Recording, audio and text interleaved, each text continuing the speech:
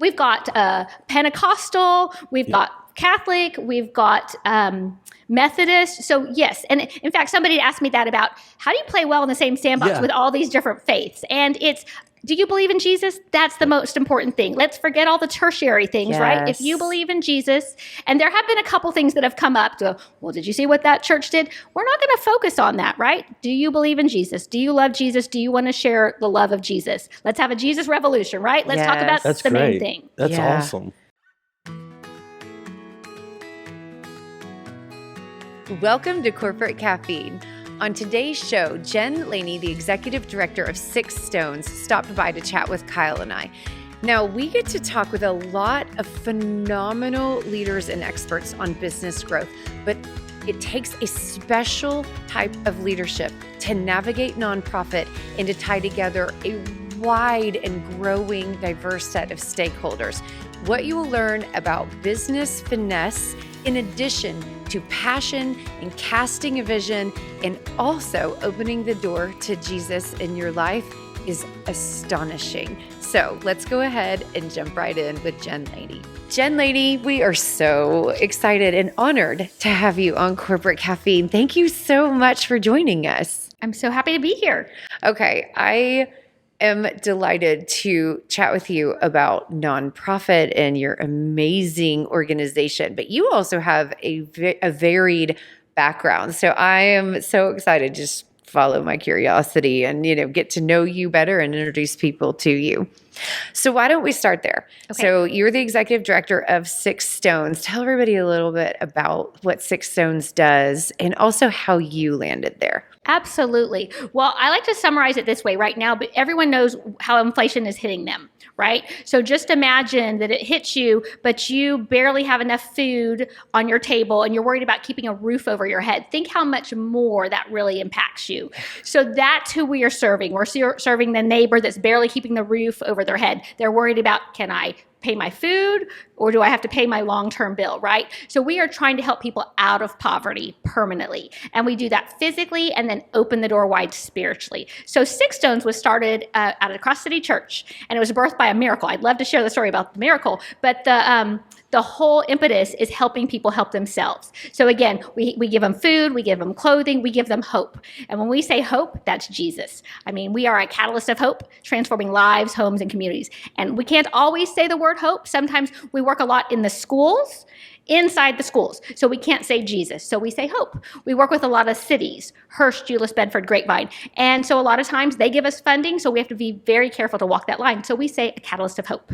So that's a little bit about Six Stones. I personally have been in faith-based nonprofits for 20 years, a little bit over 20 years. I'm aging myself now. But you and me both, well, sister. If you started when you were 10, that's not a big, not a big deal. Stop. Oil of Olay. No, but I loved corporate America, and I loved everything about it. I was at Verizon, joined in 2001, and it was actually September 2001. Something kind of major happened to the country, and that's actually when my job was being moved to New Jersey. So Verizon was taking over, and we had not started our family. My husband and I had not, and so I considered going to New Jersey. All our family's here, and my husband didn't want to go, so obviously I'm not going. But I really, when that position was going away, I was really started to pray about what I wanted. And God opened this door into nonprofit. And I say that really, besides accepting Christ, marrying my husband, and having our daughter, this is the best thing I did. And if I get really real and vulnerable, I would tell you that there's a pyramid. Like, it should be God at the top,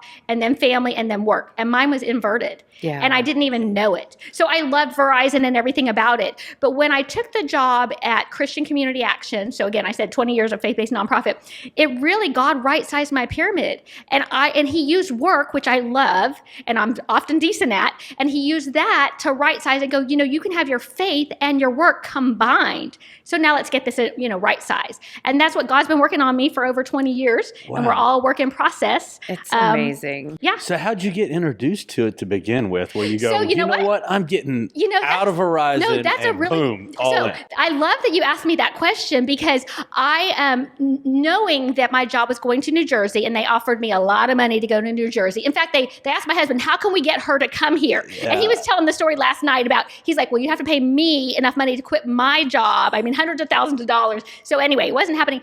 So you couldn't pay me enough to go. Anyway, my husband hates crowds. Hates crowds. He's not moving there. Yeah. And all of our family is here. So I had plenty of time, 6 months, to do a search for my next job. I was doing it based on revenue, corporate culture, all these things. And actually the same day I was offered this job at a small Christian ministry, I was offered what was in my top 3.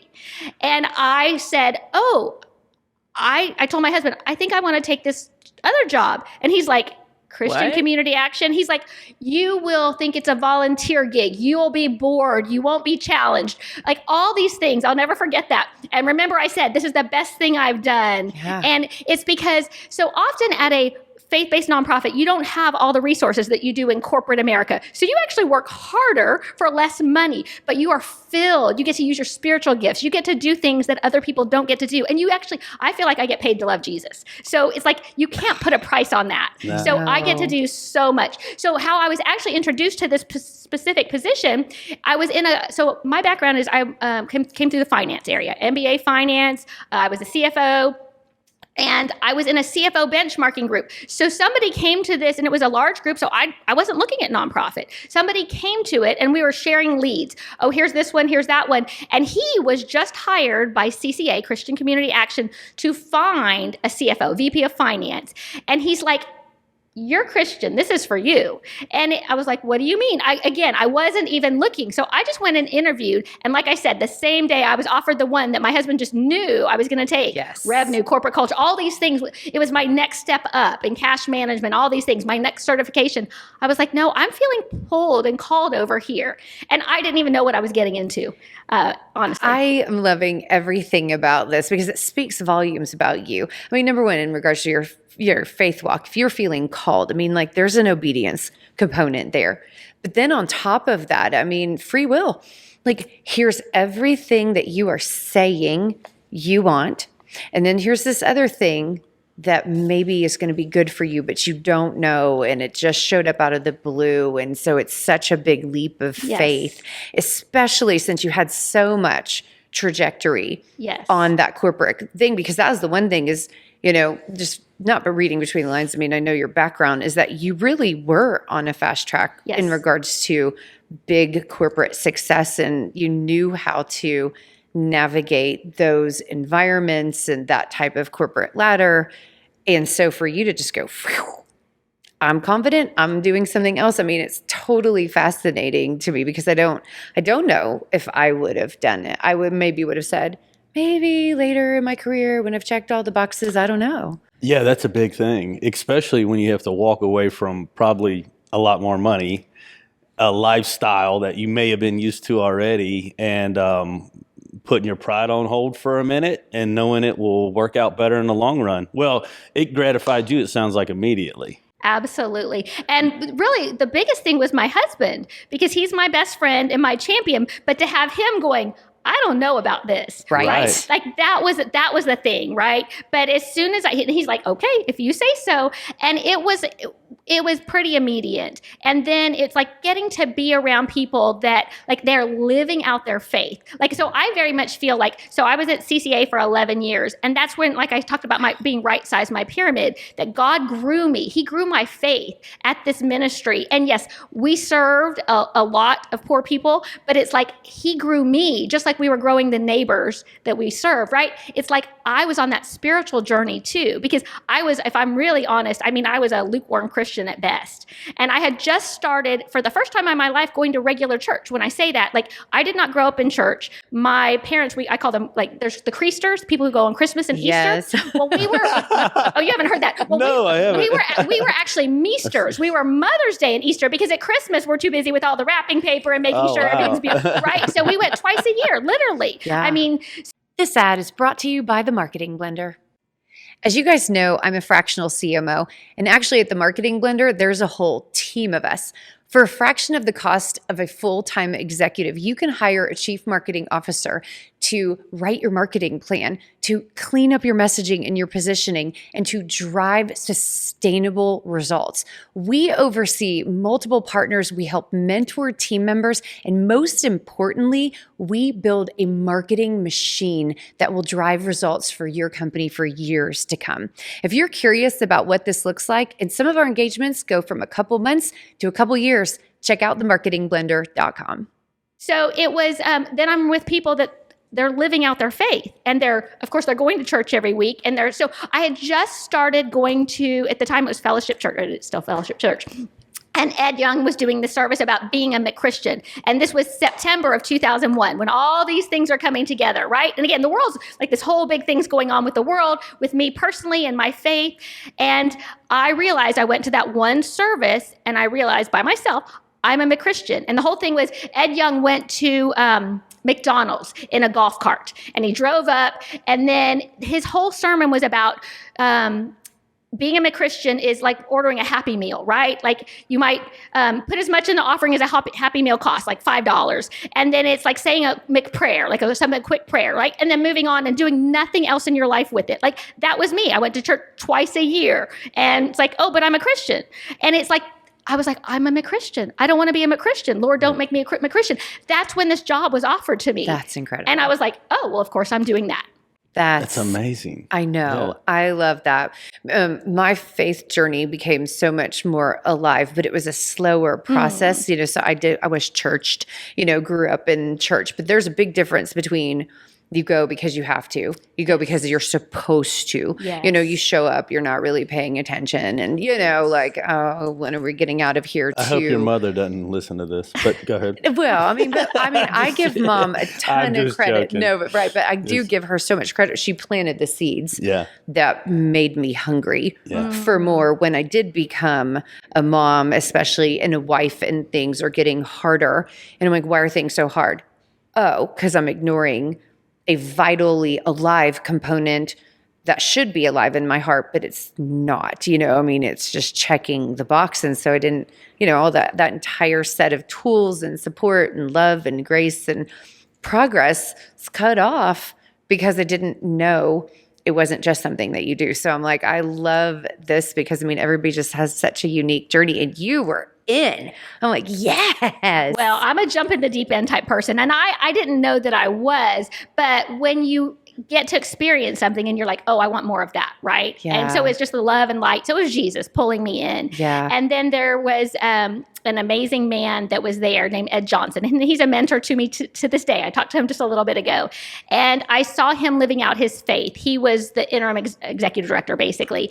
And he did a spiritual gifts seminar. He paid for it to come. It was a Catholic seminar. Didn't matter. It was like, okay, what's the spiritual gift? I don't even know. Yeah. And I will tell you this too. I remember that. So I take the test and it says, here's your top spiritual gifts. And you have to discern and see if it's right. It was administration, service, and then encouragement. So I'm sitting there looking at this going, and my title happened to be Vice President of Finance and Administration. I'm thinking, is that a glorified secretary? This is what ego I have. I'm like, I got an MBA. Am I going to be taking notes? Because I'm actually really not good at that, and I'm not very detailed. I don't think this is me. So I had to study through all this to figure out what that was. But I credit Ed Johnson in bringing some of these spiritual gifts and letting us, during the workday, study that and go, oh, this is who I am, and I'm going to use it and help so many more people, right? Yeah. Wow. Oh, that's cool. Yeah, a friend of mine, she calls it being pink collared. Pink collared. So not blue collared, not white collared, but if you're the only female in a room, oh, you're the one that takes notes. Oh, you're the admin. Yes. You're the one that's going to do basically all of the business things that nobody else wants to do. So I can totally relate to that because there's been a couple of times when I've been on a board or something and I'm like, oh, I know they're not pink collaring me right now. That's funny. Yeah. So you mentioned you got your faith later in life. What, if you don't mind me asking, was your husband's like, and how was that transition? Oh, if good you went question. all in and you knew right then, What's his journey been like? Yeah, that's an interesting question. So Chris grew up Catholic. Yeah. And so he actually has seen a lot of hypocrisy. Yeah. So he wouldn't mind me sharing, but I told him I felt like hearing the stories, he hardened his heart at like age 8 or 9.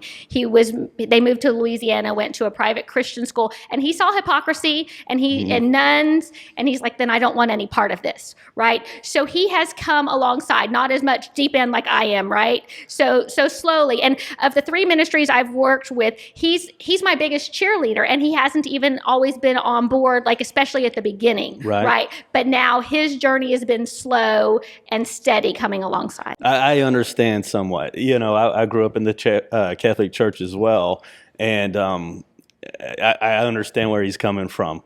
Skepticism, all those things, and you're like, ooh, wow, it's just like, shouldn't you love everyone the same? And you just didn't feel that in that atmosphere. Right. It took us a while to find our home where we're at now, with God and in our church. So I'm blessed for that. Yeah, you know what? Sure. But it took a while. It took a long while. Yeah, I mean, it's definitely been that slow progress, but I think bigger and bigger. And the interesting thing is Jesus just decides to be a co-host on this podcast all the time, which is amazing.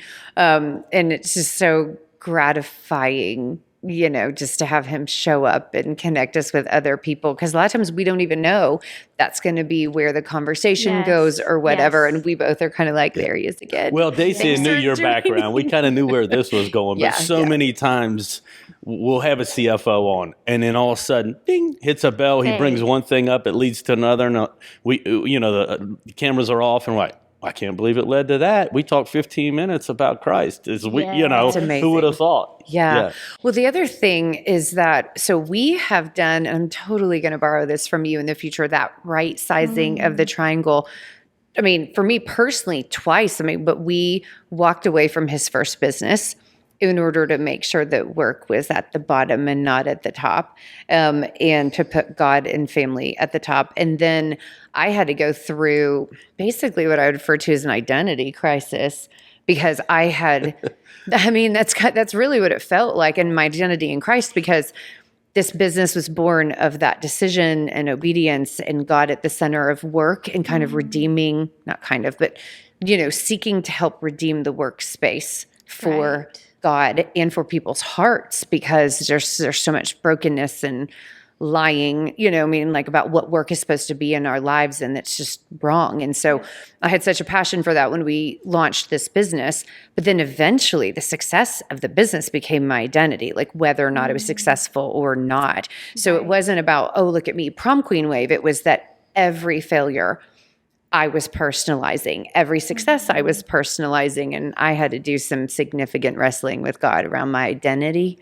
in work, and relearn it, or actually learn it from a new level. But it was hard and amazing, but just to learn how to be palms up with the things that you are given. But that was a huge and very difficult but very important lesson that just changed me, because once you do, you take on a whole nother set of points of view and also tools. You know what I mean? Like all of a sudden you can see things you couldn't see before. Yes. When things get moved into the right place. Absolutely. Okay, so back to Six Stones. Yes. And your career is nonprofit. So I'm trying to figure out which direction I want to go in, because I'm like, oh my gosh. So talk a little bit about what I love about, so what Six Stones, like something that you said about what you guys do, is it's so practical. You're very practical about the words that you guys use in order to help in whichever way you're meeting people where, basically, it sounds like that, like where they're in crisis. Yes. So extremely practical in regards to how do we move you forward? How do we put some protection around you right now? So what does that end up looking like? Where's the point of connection? How do they find out about you? How do you find out about them? Because I love this aspect. It's so real. Yes. Well, a little bit about the history. When Six Stones was started, there was a couple different things happening simultaneously, but there's this home fixing program called Community Powered Revitalization. So that wasn't what it was first called. It was called Euless Revitalization. Actually, it was 2 churches, fixing 2 homes, and then they were like, oh, this was amazing. Let's keep doing this. And then it grew, and they were doing just in the city of Euless, and then they wanted to expand it to other cities. Well, so that was happening simultaneously as this big miracle. And I didn't talk about the miracle, so I'll take a minute and talk about that. So Cross City Church, at the time it was called First Baptist Euless, they were $6 million in debt. And so they were deciding they shouldn't be $6 million in debt. So they were praying 3 prayers that really started the foundation of Six Stones about the debt. Lord, is this of you? Paying down the full debt they wanted to pay down. Lord, what is my part? Personal part as a congregation member to paying down the debt, and Lord, bless your people so they may give abundantly. And in a very quick time period, he paid down the full $6 million. Well, they bought these big stone markers ahead of time in faith. Every time they paid down $1 million, they'd plant one of those stones in the courtyard. So it's still there today, right across from Six Stones at Cross City. Love this. They call that the miracle. And this is a big deal because the church was over 100 years old. And to have so much debt, they were kind of wondering if they were going to need to shut the doors or what was going on. There was so much. So then the miracle happens. It very quickly pays it. And then money still kept coming in. Well, then the thing that was kind of happening simultaneously from this home fixing program was, so the miracle money came in, and then my predecessor was on staff at Cross City Church, First Baptist, Scott Shepherd. And so a refugee family came to him in need. There was this fire. It's a very diverse school district and area. 4 refugee families were impacted by this fire. They came to the church and said, can you help us? Well, because of the $6 million, the church had put in all these rules, and we can't help unless XYZ, and unfortunately, XYZ didn't happen in this case. So my predecessor went to John Metter, the pastor, and was like, we have all this miracle money coming in. This is wrong. We're the church and we can't even help. So the way I understand it, Pastor John Metter's up all night having a conversation with the Lord, like, this is wrong. So I don't even know. I need to ask him what exactly the Lord said to him. But he comes to my predecessor again, Scott, the next day, and it's like, you need to go figure out how to help these refugee families. Here's some resources. So eventually what happened is he gave him keys to the building that we've been in for 14 years for almost rent-free, $12 a month, you guys. Rent-free, okay? Amazing. And then here's an extra $280,000 because the miracle money had started, right? So this is happening, and then the home fixing program was kind of happening within a month, right? So all these things, it was the hand of God was clearly on Six Stones. Then this other program started. It's our backpack program, Operation Back to School. So First Hearst in the Hearst area. So they were helping a couple people with backpacks, and then they gave it to Six Stones, and it got bigger, right? This is the way they describe it to me. Like all these programs, and then Night of Hope happened. So now we're serving 3,000 kids at Operation Back to School and Night of Hope, and like all these things that the Lord just put his hand of favor on it, and then it blew up. So that's been 14 years. And actually what's so interesting is right before driving over here, I'm packing up boxes. So 14 years of ministry, we are moving out by next week. By February 28th, we are all the way out of the building. Wow. So what's happening is the Lord has just blessed Six Stones with, Cross City had to sell the building. So that happened a year ago. And then the city of Bedford bought it.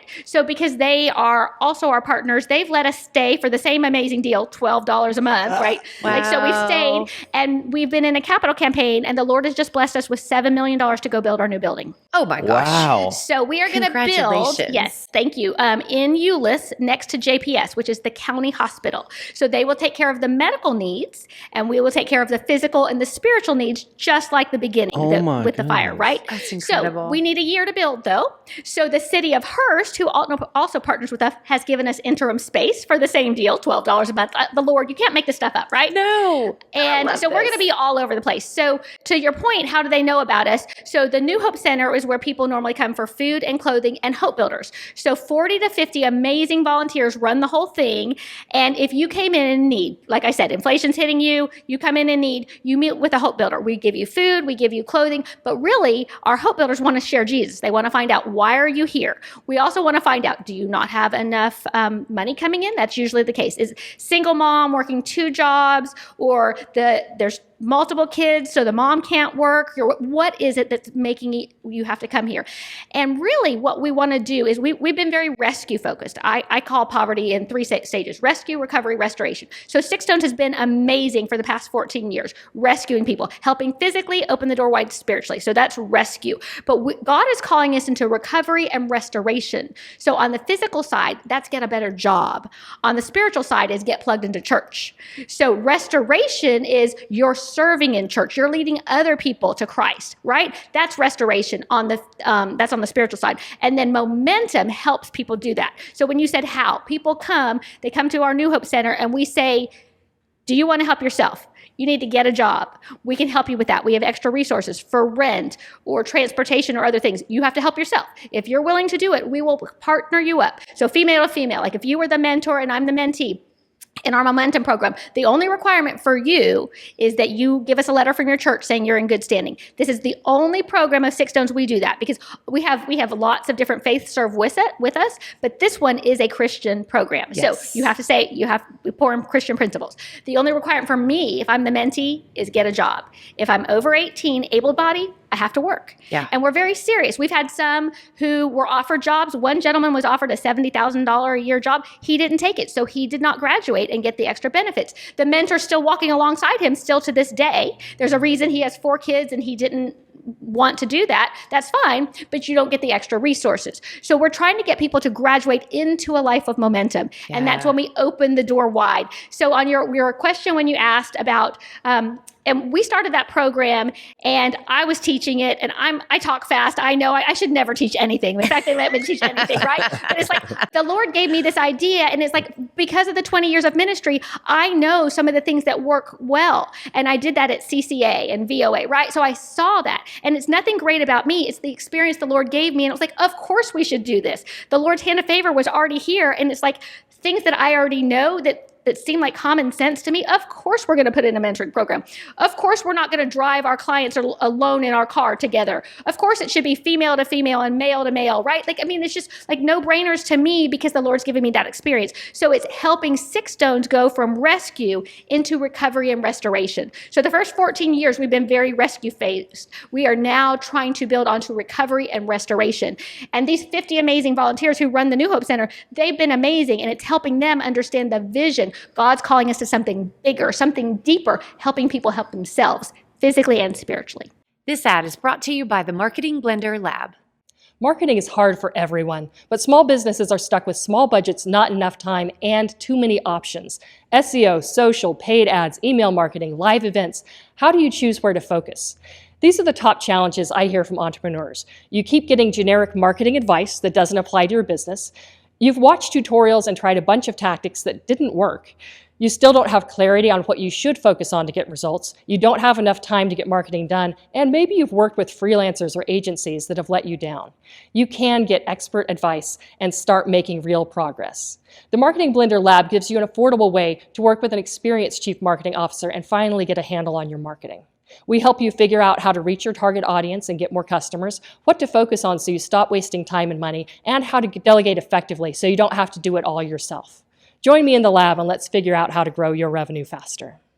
It's outstanding because then you're creating this domino effect into families and future generations and the people that they impact. I mean, That's right. That is literally just participating in a whole new, version of the future. I mean, wow, so amazing. We have 3 churches who've really taken momentum. And so Six Stones started it. It is a 4-month curriculum where when I say we teach it, we'll get a pastor to teach the spiritual momentum. We'll get a banker to teach the finance and credit, right? Different experts. But we have the curriculum and we give it to the church and say, this is what you do on a Wednesday night, bring a meal because we do it over dinner and people like to bond over meals, right? Fellowship and food. Yeah. And then they hear it and pour into it. So that's 8 weeks in person, but the rest of the commitment is 4 months. Some people are still walking together over 2 and 3 years because it takes a while. Honestly, there's a lot of mindset changes that need to happen. Right. There's scarcity mentality, there's victim mentality,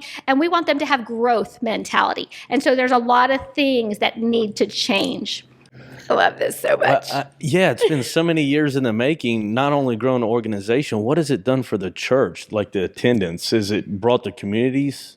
Has it grown the churches as well? And that's the goal, right? Yeah. So every time somebody comes in and honestly, it's hard to track. I wish I could go to them and go, here's how much it's, but I've seen it. So I know anecdotally it has. Yeah. I mean, the churches that are closest to us, I mean, there's 4 or 5 that are really close, even in proximity. So we can say, okay, go to the church across the street.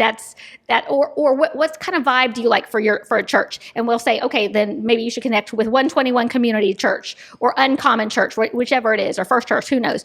And we try to pair them up, or the mentor, we try to pair them up so they can help them. So we know it's working. I don't have a good number, but we know that it is. So how did you get with the other churches and them all say, okay, I'm on board, even though it sounds like they're different denominations? Yes, everybody's Christian, but they are. Right. So we've got Pentecostal, we've got Catholic, we've got Methodist. So yes. And in fact, somebody asked me that about how do you play well in the same sandbox with all these different faiths? And do you believe in Jesus? That's the most important thing. Let's forget all the tertiary things, right? If you believe in Jesus, and there have been a couple things that have come up to, well, did you see what that church did? We're not going to focus on that, right? Do you believe in Jesus? Do you love Jesus? Do you want to share the love of Jesus? Let's have a Jesus revolution, right? Let's talk about the main thing. That's awesome.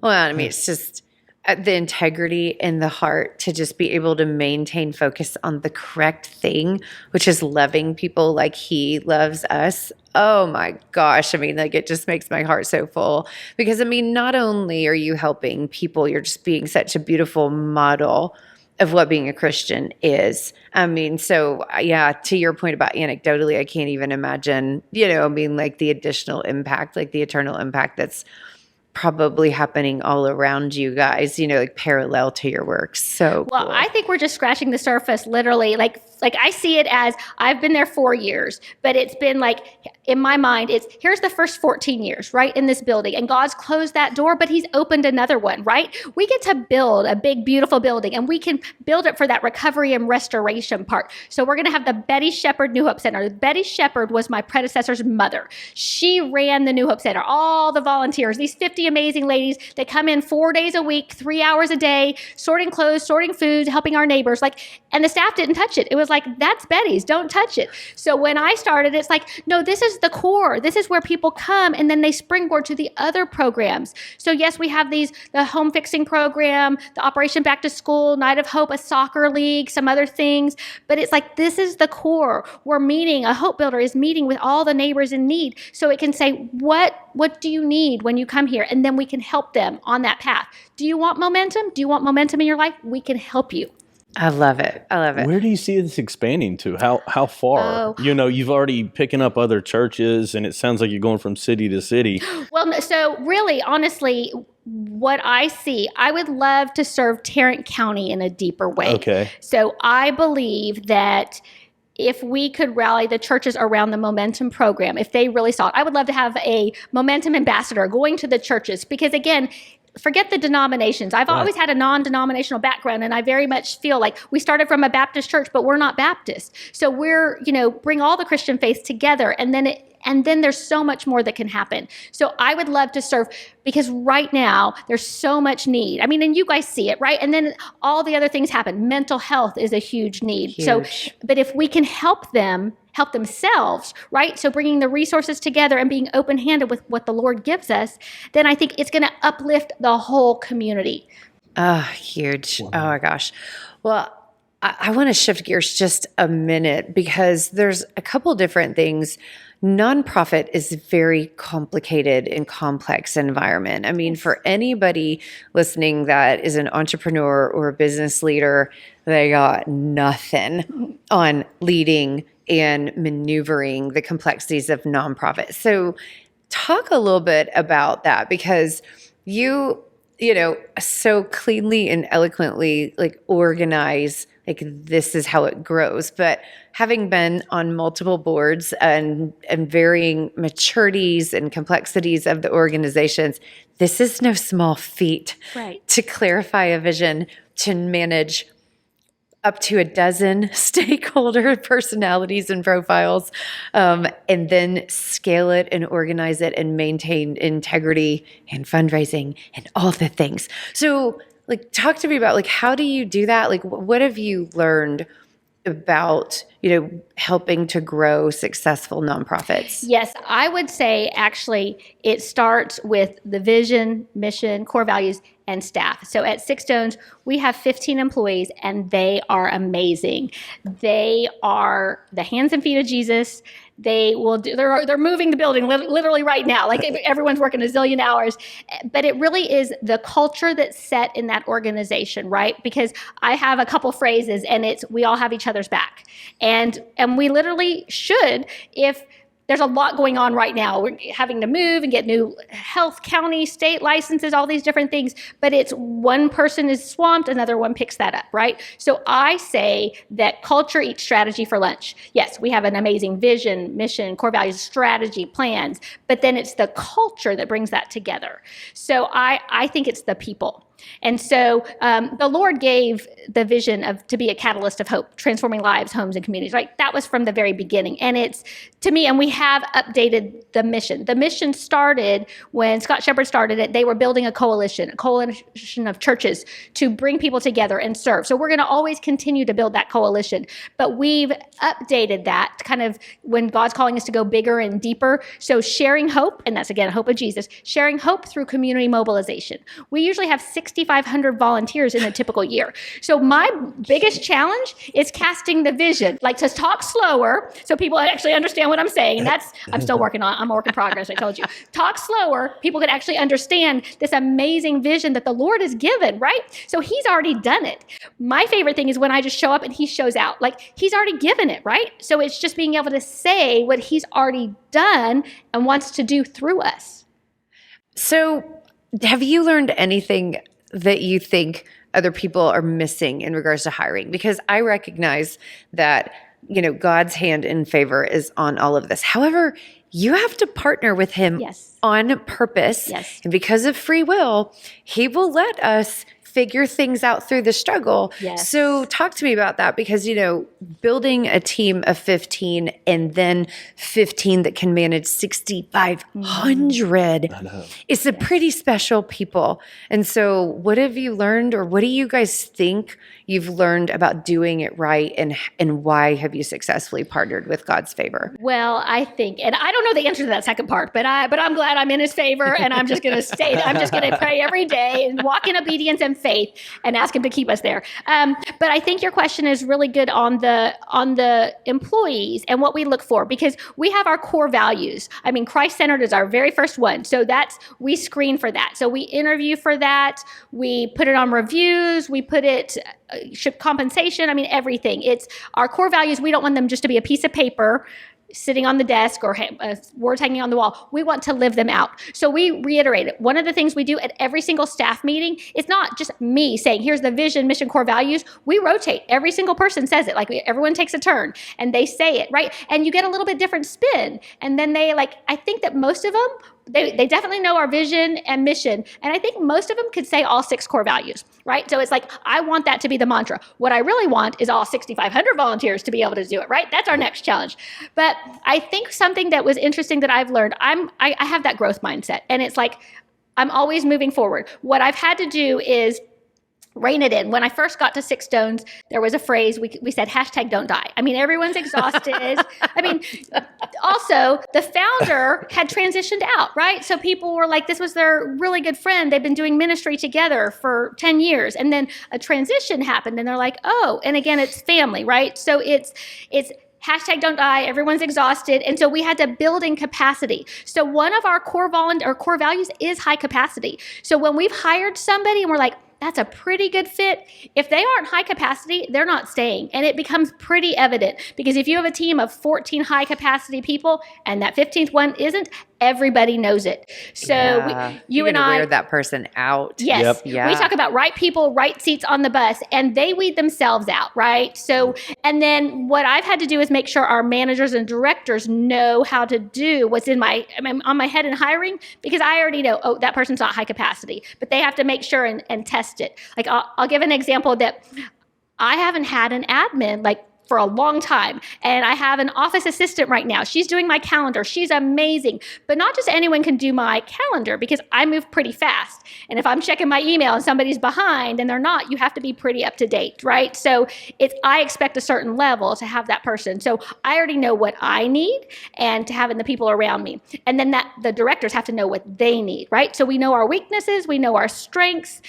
But if you're not high capacity, then you're not going to be on a team that manages 6,500 volunteers. And we have multiple people that have the gift of administration, and that's amazing for doing these large-scale events. When you have 1,000 volunteers who come and do an event, that you have to have people operating at the highest level with administration and a commitment to excellence. And I will tell you, my chief operating officer, I tell her it's a coup. Like, we came up with this title, promoted her up, it's a coup, because she's so detailed and buttoned up. She keeps me buttoned up. Like, I kind of can be big picture, and some of the details don't matter, but she keeps me buttoned up. And she's like, I'm going to make you look good. I don't care about looking good. I just don't want to look like an idiot, right?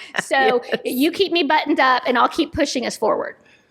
So, as I'm listening to you, the one thing that really strikes me is, the depth of intentionalism around your leadership. So do you do a lot of work to read or maintain like your excellence and your ability to continue to, steward an organization that is high capacity and really growing and, stewarding resources has its own complexities too. So, what do you do to maintain like your excellence? Yes, I do. I love to listen to Audible. So I listen to a lot of books, and I love hearing what other leaders do and finding best practices and excellence. And I'm always learning and growing. I'll tell you something funny. During COVID, like when COVID first hit, like I had whatever trainings lined up and then those all got canceled.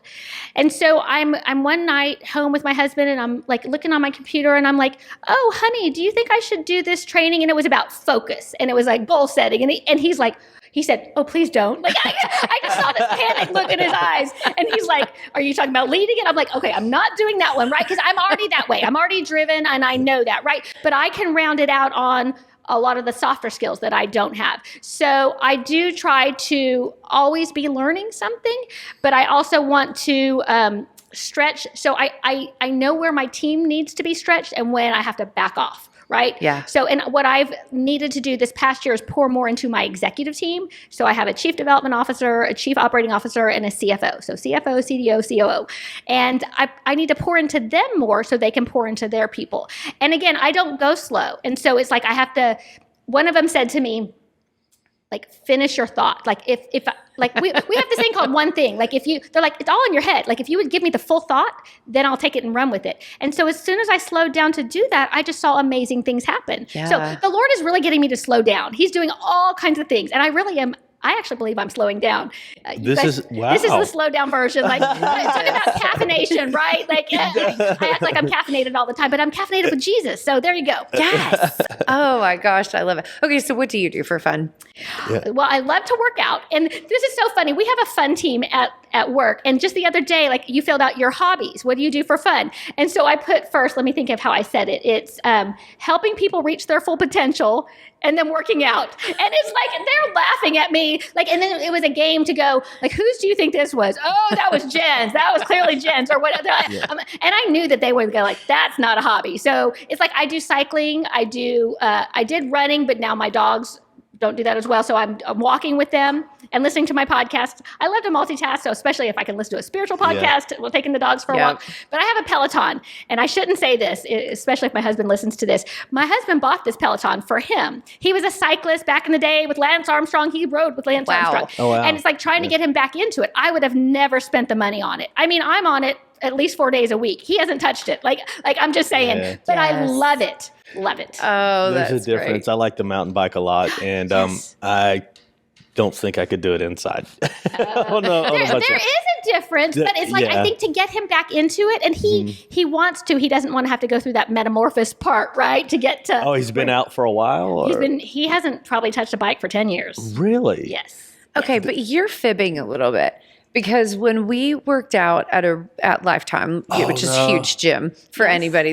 This was early in the morning. There's only about a handful of people who know this. Hardly none that know me. Once a week, just for fun, to get our cardio out, there was a cycle class at Lifetime. And it is, I'm sure you've probably taken them. It's the crazy loud music and you're basically dancing on the bike. And we would be there at 5:30 morning with only like 5 other people, just the 2 of us dying laughing. We were always in the back row because it was just stupid amounts of fun. And he was always like, thank God nobody that I'm ever going to know is ever going to be in this room. Now, granted, you didn't count on me telling everybody on a podcast. Yeah, it was a lot about the instructor. Yes, that's true. Well, it has to but be. I did it until we quit going there. Yeah, for sure. But yeah, we love to work out too. And it was funny because we do these fun, activities with our team and we rotate. We let different team members pick fun, like, okay, you're leading this or whatever. And so recently we had everybody in town. So we're trying to think of something a little more off the beaten path. And like last year we did Segway tours and this, that, and the other. Fun. And I said to Kyle, yeah, it was so fun. Totally recommend that. I will do that. And I said to Kyle, ooh, let's take him to go do like hot yoga because like it will expand their horizons. He was like, not fun. They might quit. Absolutely. Yeah, not. not He was everyone's into that. He's like, I think you have lost your mind. I'm like, no, not fun. They wouldn't even think that was adventurous. He's like, no, it's torture, babe. I'm like, all right. That could be hot. What about goat yoga? That's something that I will try. I've looked at that, and I don't go slow for yoga usually, but I actually think that I will try that. I'm going to see if my husband will do that with me. I do not know if I can do it. Just something different to experience. Agreed. Totally agree. I mean, I think the laughter would be. Yeah. Okay, maybe you and I have to do it. And then Exactly. Goats are messy. I'll put it that way. Oh my gosh. Do you remember we got to go stay with a client one time and they lived on a cattle ranch out in Arkansas at the time. They moved it since then. They had this one little goat that they had bottle raised. And we were staying in the cabin that they used to live in when it was bottle fed. And so it believed that that was its home. And so it would come to our door and, kick, like at the crack of dawn trying to get inside. So that was pretty funny. That was a wacky trip. Sorry, total squirrel. But the goat, I know. But the goats are hilarious. That was my experience. That was the extent of my experience with goats is they have spunk and personality. So I don't know. I'm like, would they kick me? Like, oh God. So one other thing I wanted to ask you about nonprofit. I have had the unique honor of sitting on some amazing nonprofit boards.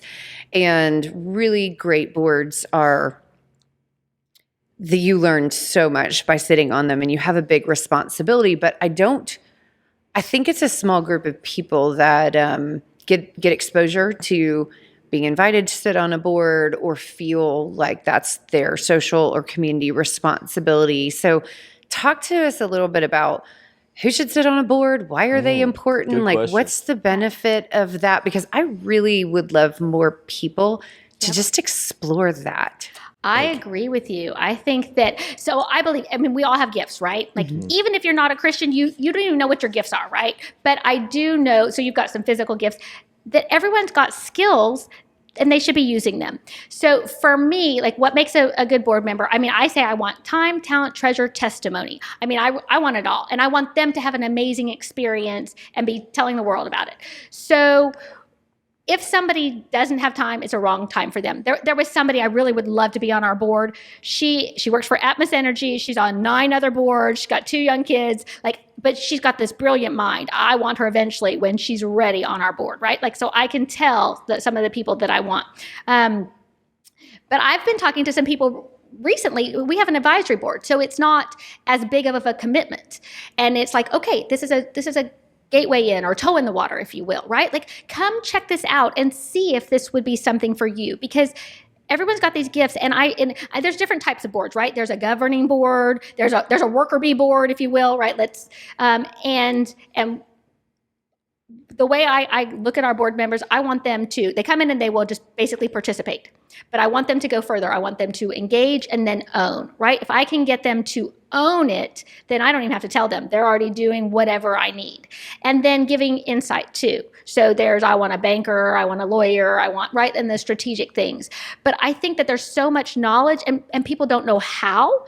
I mean, there's lots of places. There's so many nonprofits that need good board members, and that you're crazy if you don't look at it. If you have a passion for anything, and that should be the biggest thing for what's your passion. I mean, so for us, it's getting people out of poverty and with a Christian bent to it, definitely. And if that's not for you, then maybe it's kids, or whatever it is. So find your passion and then look, because there's nonprofits on every corner.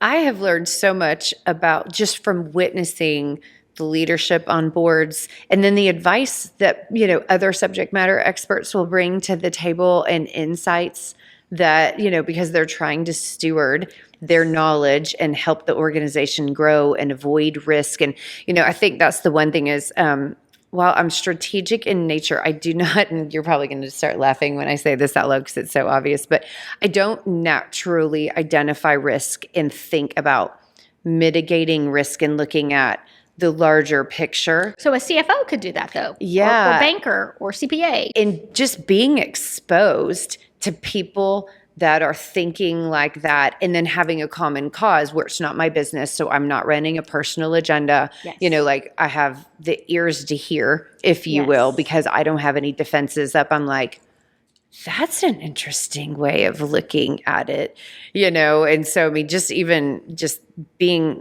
getting exposure to the other type of people that are on boards in addition to the leadership, Yes.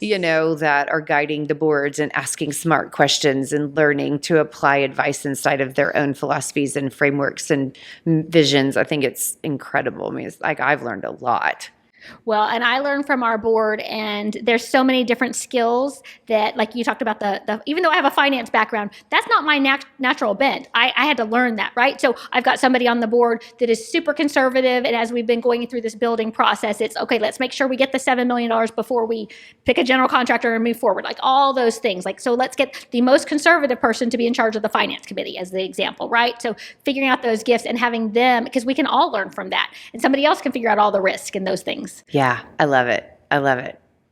All right. Well, before I start wrapping up, final questions, do you have anything else? That was a lot. I know. That She's was amazing. packed. I'm sorry, I talked super fast. Don't That's all right. apologize. It's Oh, so yeah. exciting. It'll be the first podcast people listen to, and they put it on 0.5 instead of 1.5. That's so good. I joking. know. I'm just I joking. love it. I love it. So as you, especially since you are, with a faith-based and purpose-driven organization, as you look out at the world today, like either what encouragement or what advice would you give to people? And you can literally take this in whatever direction, you feel. Well, I want everyone to see that new movie, Jesus Revolution, that came out today. And do you know about it? No. I heard don't. about it, but I have not seen it. Okay, well, it just launched today, Okay, so you're so not that behind. makes sense, exactly. The two movies that are coming out this weekend are Cocaine Bear and Jesus Revolution, and so to me, it's a sign of the times. It's like, oh my goodness, like really, and it's just. Again, I haven't even seen the whole trailer for Cocaine Bear, but it's like I think a bear gets high on drugs and they watch it, and how stupid that would be, right? Like, and that's what society wants to be entertained by, or the light of the world, right? So it's like, it's obvious to me that our culture is moving in the wrong direction, but we all have gifts. So what I would say is figure out what your gifts are and then use them, because we all have them, whether you know it or not. And if you don't use them, they go dormant, and God doesn't like that, even if you're not a Christian, right? Like, well, come talk to somebody, come talk to me, come talk to Six Stones, right? Like, and we can help you plug in as a volunteer or whatever. But if you want to be part of something bigger, figure out what your passion is and get involved. That's what I would say. That's excellent. I think that's amazing, because the truth is the truth, whether you're a believer or not. And so the fact that you are uniquely created with special gifts is just true. Yes. Oh, I love it. I can't believe somebody funded Cocaine Bear. We went to the movies like 2 weeks ago, and we saw the trailer for that. Did you? And I'm like, who put money behind this movie? Oh, Like, this is actually in the cinemas? So bad. Anyway. So bad. I know. Okay. So, Jen, how can people connect with you, connect with Six Stones? Like, tell us a little bit about that. Six Stones, or go to our website. So we're Six Stones Mission Network. So it's six, the word stones, STONES.org. So go there. We're on social media. We're on Facebook. We're on LinkedIn. We're on Instagram. We're not on TikTok. I hear do not touch that. So we're not touching that one with 10-foot pole. But we have volunteer events all the time. We've just started the next Momentum cohort. That's exciting. We have another church that's starting here in Fort Worth. The Ramp Church is starting Momentum. That's very exciting. We've got kids programs. We need mentors for our soccer program, and we're in some of the high schools doing the mentor program. And our CPR program is coming up. That's Community Powered Revitalization. That's going to be on a Friday and Saturday, April 21st and 22nd. Would love, even if it's a Friday, if your work pays for it, or Saturday if they don't. Either way, it's good team building and lifting up the community. Wow. That's great. I know. Amazing. Jen, thank you again so much for coming on. Highly encourage everybody to follow Jen and get in touch with Six Stones. Onward and upward. I'm in a better mood. I Yeah, know. it's great. It's amazing. I know. I love this. It's been great. Let's go do some goat yoga then. Let's do it. Well, he's in a good mood. Let's ask him. Thank you so much for having me. All right. We'll see you. Thanks. If you enjoyed this episode of the Corporate Caffeine podcast, please help us help you by subscribing. I also hope you'll find us on social media. You can follow me, Dacia Coffee, and my company, The Marketing Blender, by searching us on your favorite platform or checking out the show notes for the links. We bring this to you because we envision a business world full of meaning, connection, and prosperity for us all. Until next time, onward and upward.